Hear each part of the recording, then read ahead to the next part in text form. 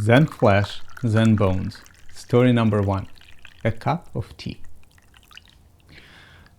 The story that I'm about to share offers 2 very powerful lessons that will help you connect more deeply with other people and will help you to make sure that whatever new project or personal goal you're taking on, you can actually accomplish it. It might sound like 2 unrelated topics, deeper connection and accomplishing goals, but it will all make sense as you hear the story. This is how it goes. Nan-in, a Japanese master who lived during the Meiji era in the late 1800s in Japan, received a university professor who came to inquire about Zen. Nan-in served tea.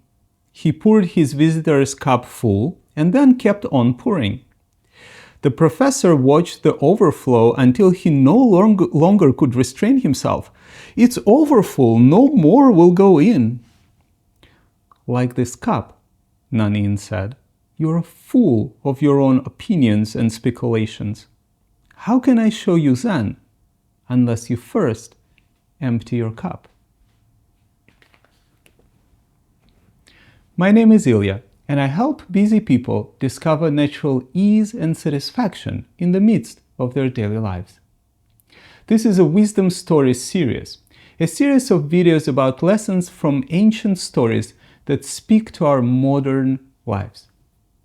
This story offers 2 very powerful lessons. Let's unpack them together.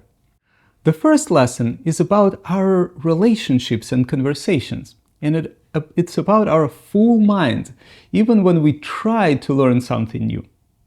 How often do we step into a conversation with a cup full of our agenda, opinions, or even judgments? As someone speaks, your mind is already crafting a response, agreeing or disagreeing with them, instead of truly listening. Even in moments of curiosity, we often filter our words through our own beliefs. Imagine a friend sharing that they found a task at work that is difficult. Do you pause and ask, what made it difficult for you? Or do you assume that you know what was difficult for them?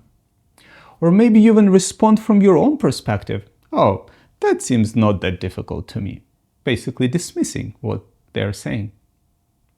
How different would your interaction be if you could set aside your assumptions and approach each person, each conversation with a beginner's mind, a mind that is open and ready to learn?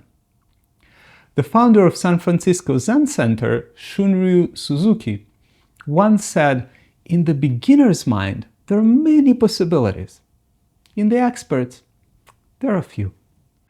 What would it feel like to bring a beginner's mind to your relationships? To really listen, to understand, and to connect? To set down your own story and truly be present for someone else's? Even more freeing is to imagine how different your life would be if you set aside your stories about yourself. What if you set aside the voice of the inner critic, the voice that says that you are not enough, the world is not enough, maybe the voice that says, "I need more, I need less, I need different, I need better"? Imagine setting these voices aside for even if just for a moment, and experience this moment fully. Without those thoughts, is there any problem you need to solve right now? The second lesson is about our time cup. This is January 3rd, and as we step into the new year, many of us are setting goals and making plans. But there is a trap here, a mistake I've made so many times. We try to add more to our already overflowing cups at work, at home, and in our personal projects. And when your cup is already full, saying yes to one thing without saying no to something else inevitably leads to a mess that you need to clean up later.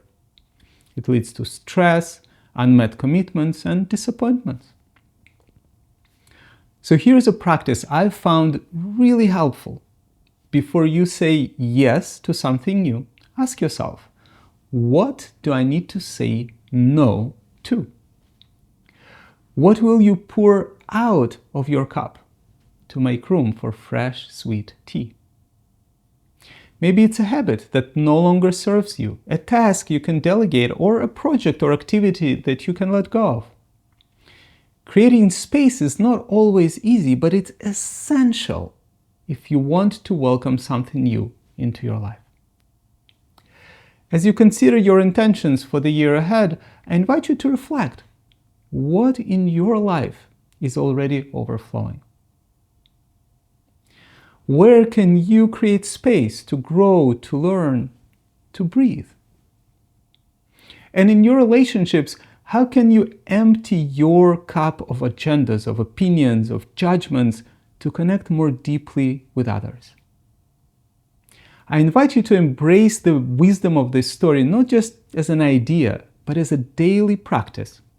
Imagine the clarity and peace that comes from living with an empty cup, that it always has room for the fullness of life. Thank you for listening. I hope this story inspired you to create more space in your life and relationships. I'll be sharing more stories in the coming weeks and throughout the year. May this year bring you peace, clarity, and space for what matters most for you. May you be well.